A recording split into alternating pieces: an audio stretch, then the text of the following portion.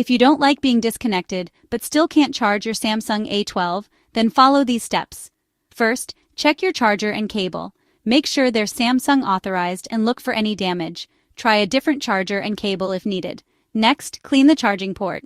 Use a soft brush or a dry cotton swab to gently remove any dust or debris.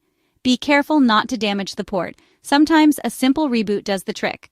Turn off your phone, wait 10 seconds, and turn it back on. Also, check for software updates.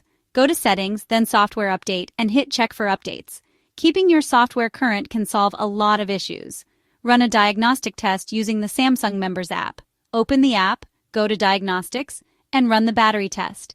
It can help identify any hardware problems, and if you see a water drop icon, moisture might be the issue. Let your phone dry completely before charging again. Still no luck? It could be a hardware problem. Contact Samsung support or visit a repair shop for further help. And there you have it. Quick and easy steps to get your Samsung Galaxy A12 charging again.